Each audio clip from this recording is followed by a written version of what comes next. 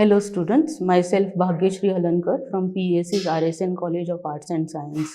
You are going to learn enzymes in translation and translation mechanism, that is initiation, elongation and termination. This module is from Unit 5, Translation. The outline of the module is enzymes involved in the process of translation and the process of translation. At the end of the module, you will learn to describe the enzymes involved in translation of proteins and explain the steps of translation. Let us learn the mechanism of translation. The process of protein synthesis involves the central dogma of molecular biology. The first step of central dogma is transcription, and the second step of central dogma is translation.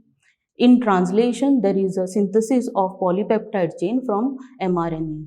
The first step of central dogma, that is transcription, you have already studied in the previous module. Let us learn the second step of central dogma. Let us learn first the enzymes involved in translation. There are two types of enzymes: amino acid activating system enzymes and peptide polymerase system. The first one, that is amino acid activating system, is a group of amino acid tRNA synthetase enzymes specific for each amino acid and a tRNA. In bacteria, there are 20 amino acid tRNA synthetases, one for each amino acid. Whereas in eukaryotes, there are separate sets of 20 cytoplasmic and 20 mitochondrial amino acid tRNA synthetases.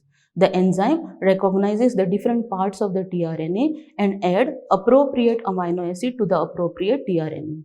The second group of enzymes is a peptide polymerase system. This system includes an enzyme, peptidyl transferase. It is the main enzyme used in translation. It is a ribozyme and located in the large subunit of the ribosome. The enzyme catalyzes the formation of the covalent peptide bond between the adjacent amino acids. Let us learn the process of translation.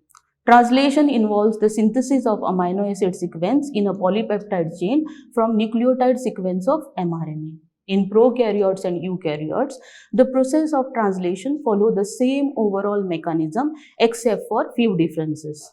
Before the initiation of translation, the amino acids are activated and attached to the appropriate tRNA. The phenomenon is called as amino acylation of tRNA. Let us learn this amino acylation of tRNA. It involves two steps. In the first step, amino acids are activated by its own amino acid tRNA synthetases and ATP. In the second step, the amino acid adenylate gets attached to the 3' end of the tRNA. Amino acid tRNAs are immediate precursors of the protein synthesis. The process of translation is divided into three steps. The first one is initiation. The initiation of polypeptide synthesis starts with the use of specific initiating tRNA molecule.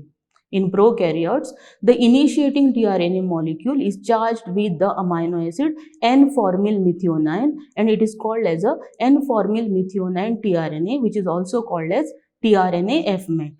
In eukaryotes, the initiating tRNA molecule is charged with methionine and it is called as methionine tRNA or tRNA met. The function of tRNA met is to ensure that the polypeptide chain grows towards the carboxyl end of amino acids. In prokaryotes, initiator tRNA can recognize initiation codons AUG, GUG, UUG on mRNA. In eukaryotes, CUG and AUG serve as initiation codons. Let us learn the formation of the initiation complex. In prokaryotes, formation of initiation complex involves four steps. The first one is the binding of the initiation factors to the 30S subunit of ribosomes. The three initiation factors IF1, IF3 and IF2 attached to GTP bind to the 30 subunit of the ribosome to form the initiation complex.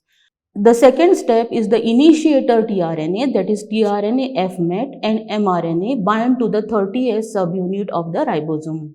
The IF2 with GTP helps to locate the position of tRNA to the P site of the 30S subunit.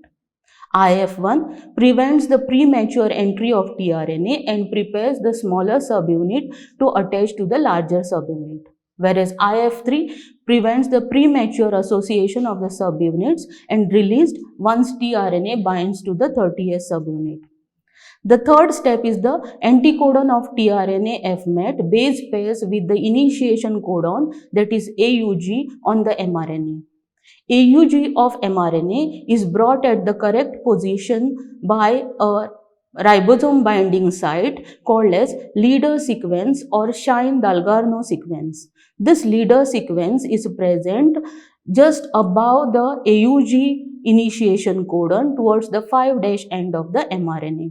This complex which is formed is called as 30S initiation complex. The 30S initiation complex binds to the 50S ribosomal subunit to form the 70S initiation complex. Once the 70S initiation complex is formed, IF1 and IF2 is released from the complex. The 50S subunit of ribosome has two slots for the attachment of two charged molecules of tRNA. These slots are called P site and A site. The tRNA binds to the P site of the ribosome. When the 70S pre-initiation complex is formed, the FMET occupies the P site of the ribosome. This enables the pairing of FMET tRNA anticodon UAC with the AUG initiation codon in mRNA. Let us learn the second step of protein translation, that is elongation of polypeptide chain. The elongation of polypeptide chain is achieved in following steps. The first one is binding of the charged tRNA at the A site of the ribosome. The charged tRNAs are brought to the A site of the ribosome with the help of the proteins called elongation factors. There are two elongation factors, EFTU and EFTS. The second charged tRNA is brought by EFTU to the A site of the ribosome. EFTU helps in correct positioning of tRNA at the A site. It carries a GTP molecule which on hydrolysis releases energy, and this energy is utilized in binding the charged tRNA to the A site of the ribosome. The EFTU dissociates from the ribosome once the charged tRNA attaches to the A site of the ribosome. The EFTU dissociates and gives rise to EFTS. This is a cyclic process. Both the P site and the A site of the ribosomes are occupied by the charged tRNAs. These charged tRNAs are bonded to the template mRNA by the hydrogen bonds.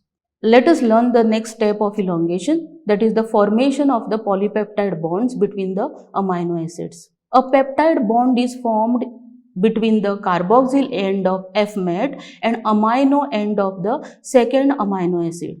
This peptide bond formation is catalyzed by the enzyme peptidyl transferase. The resulting compound is the dipeptide. There is a hydrolysis of the ester bond which is present between the tRNA present on the P site and the FMET, because of which FMET separates from the tRNA which is present at the P site of the ribosome. So FMET from the first tRNA is transferred to the free amino group of second amino acid to form a dipeptidyl tRNA. At this point, the tRNA at P site of ribosome becomes uncharged. This uncharged tRNA from P site moves to the E site and finally released in the cytoplasm. The dipeptidyl tRNA which is present at the A site moves to the P site of the ribosome, leaving the A site vacant. This phenomenon is called as translocation. Enzyme translocase and EFG participate in this reaction of translocation. As the peptidyl tRNA translocates, it remains hydrogen bonded with mRNA and pulls mRNA along with it. Ribosomes move along the 5'3' end of mRNA. In this manner, since the A site of the ribosome remains vacant, the next charged tRNA molecule comes and occupies the A site of the ribosome, and there is a formation of the peptide bond between the amino acids, and there is an elongation of the polypeptide chain. Each successive amino acid is added to the polypeptide chain, and as mRNA is read in 5'3' direction. The amino end of the growing polypeptide chain is thought to pass out of the tunnel present in the 50S subunit. Let us learn the third step of translation, that is the termination of the polypeptide chain.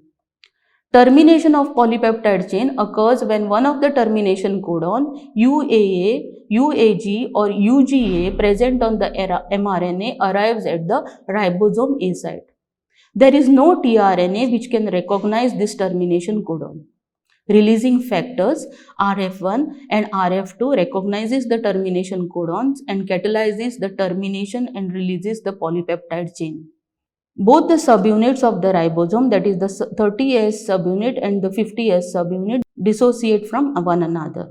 In this way, the polypeptide chain of amino acid is synthesized, which further undergoes a folding to give rise to different types of protein structures. These are the references which are being used for the preparation of the module. Thank you.